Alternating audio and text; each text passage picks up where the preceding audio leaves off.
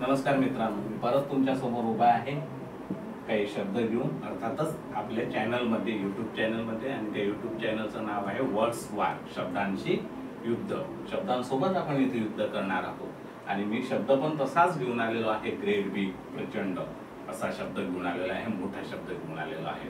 तर मला खात्री आहे की तुम्ही या शब्दांसोबत युद्ध करण्यासाठी तयारच असाल, सज्ज असाल. अर्थातच आपले शस्त्र घेऊन, आणि आपले अस्त्र शस्त्र काय आहे तर वही आणि पेन. चला तर जास्त वेळ न घेता आपण सुरू करूया शब्दांसोबत युद्ध, अर्थातच वर्ड्स वार.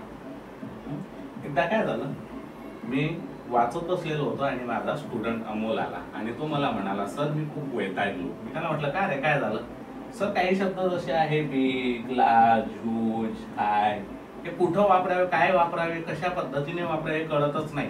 मोठ्याच अर्थाचे शब्द आहे आणि खूप मोठे आहेत, काय करावं मला कळतच नाही. मी म्हटलं शांत हो, पाणी पी. मी त्याला पाणी दिलं आणि त्याला सांगितलं, आज तुझं जे आहे वैतागलेला, तुझा जो वैतागपणा आहे तो मी काढणार आहे ह्या शब्दाने.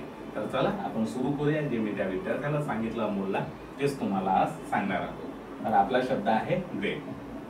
ठीक आहे, सुरुवातीचा शब्द आहे बिग. बिग म्हणजे मोठा, अवजड. पण कशाने तर आकाराने.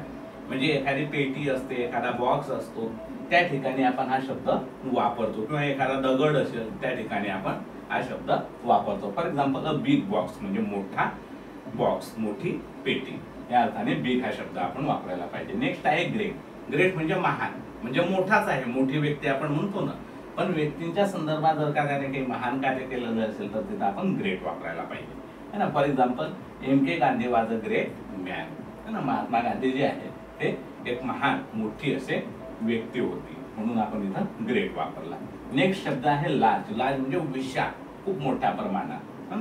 For example, this is a large garden. खूप मोठं गार्डन आहे, है ना. इथं आपण धिसच्या ऐवजी वापरू शकतो की Sarasbaug is a large garden in Pune city. म्हणजे पुणे सिटी मधलं सारसबाग जे आहे ते खूप मोठं गार्डन आहे, विशाल गार्डन आहे. या अर्थाने आपण इथं लार्ज वापरतो.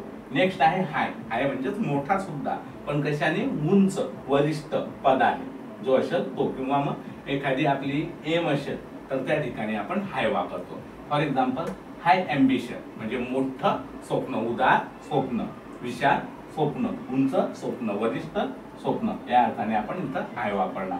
नेक्स्ट आहे इनॉर्मस म्हणजेच काय? प्रचंड मोठा, खूप मोठा. आपल्याला माहिती आहे की शार्क आहे, देवमासा आहे, हे खूप मोठे प्राणी आहेत. तर त्या ठिकाणी आपण इथं हा शब्द जो आहे इनॉर्मस हा यूज करू शकतो. For example, sharks are enormous म्हणजे शार्क मासे जे आहेत ते खूप प्रचंड आहे, विशाल आहे, आकाराने खूप मोठे आहे. नेक्स्ट आहे वास्ट. वास्ट म्हणजेच काय? अफाट. जास्तीत जास्त हा जो शब्द वापरला जातो सिलेबस साठी वापरला जातो. म्हणजेच काय आपण म्हणतो, अ वास्ट सिलेबस म्हणजे खूप मोठा असा तो अभ्यासक्रम आहे. किंवा आपण म्हणतो अ वास्ट अमाऊंट, खूप मोठी फिगर आहे, खूप मोठी अशी अमाऊंट आहे. अमाऊंट म्हणजे पैसा आहे की, त्या ठिकाणी आपण हा वास्ट शब्द यूज करू शकतो. नेक्स्ट आहे प्रोडेजियस म्हणजेच काय? अवाढव्य, खूप मोठे, अवाढव्य आहे, देवमाशापेक्षाही मोठे किंवा त्याच्यापेक्षाही मोठे आपण त्याला म्हणू शकतो. For example, the pyramids are prodigious structures. खूप अवाढव्य असे हे पिरॅमिड्स आहे, मोठे मोठे असे स्ट्रक्चर्स आहे पिरॅमिडचे. इथे आपण प्रोडिजियस वापरू शकतो. नेक्स्ट आहे ह्यूज. ह्यूज म्हणजे काय? आकाराने प्रचंड. For example, a huge building, खूप मोठी बिल्डिंग आहे, जास्तीत जास्त मजले आहे. त्या ठिकाणी आपण हा शब्द यूज करू शकतो. मला सर्व समानार्थी आहे, पण वेगवेगळ्या ठिकाणी वेगवेगळा शब्द आपल्याला वापरावा लागतो आणि त्याच्याने जो अर्थ निर्माण होतो तो योग्य होतो आणि योग्य पद्धतीने आपल्याला त्या वाक्याचा अर्थ लावता येतो. नेक्स्ट आणि लास्ट वर्ड आहे गिगॅन्टिक म्हणजे प्रचंड मोठा, राक्षसी. या अर्थाने आपण हा शब्द गिगॅन्टिक वापरू शकतो. For example, Bhima has a gigantic strength. जो महाभारतातला भीमा आहे त्याच्याकडे जे स्ट्रेंथ होती, जे ताकद होती, जे शक्ती होती, ते कशी होती? तर गिगॅन्टिक होती. खूप जास्त ताकद हे भीमाकडे होती. अशा पद्धतीचे हे शब्द आहे की ज्याचा अर्थ आहे मोठाच, पण वेगवेगळ्या ठिकाणी वेगवेगळा शब्द आपल्याला वापरावा लागतो आणि त्याच्यातूनच आपल्याला ते जे वाक्य आहे त्याचा योग्य अर्थ लावता येतो. धन्यवाद.